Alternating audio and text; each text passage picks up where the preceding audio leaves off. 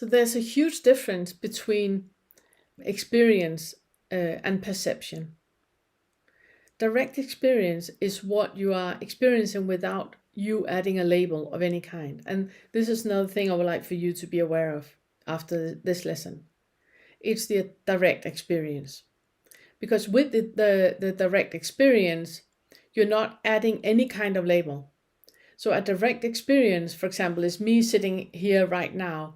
There's no label on the sun shining in, or me feeling nice and warm, or me feeling content or happy. All those labels are gone. It's just the direct experience is what in Buddhism is called Vedana.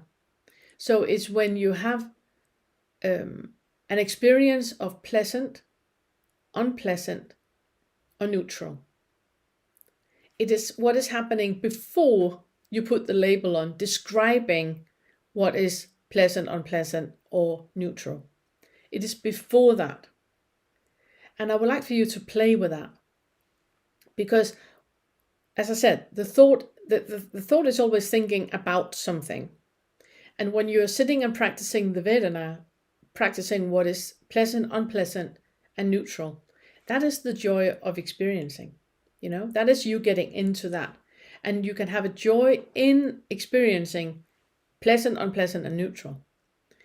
What is describing what is pleasant, unpleasant, or neutral, then you're already in thought. You have already passed over, jumped over the gap, and you're not with the direct experience of what actually is. And I would like for you to practice that as well.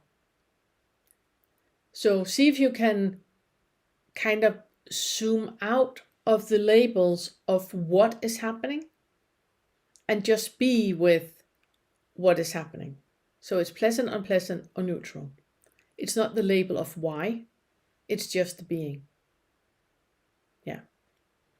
So no interpretation of what or how, no judgment or preference at all. There's not even a word to describe it. The practicing of the Vedana is it's really good to become aware of how much the ego is always putting a label on things. The thoughts is always about something. So the ego is always thinking about something, and it always has a preference. It's always describing what is happening, what is there. So it's always dualistic. It's always in what is or what isn't. So everything that is dual is tied in with the ego, with what the I am not, I should be.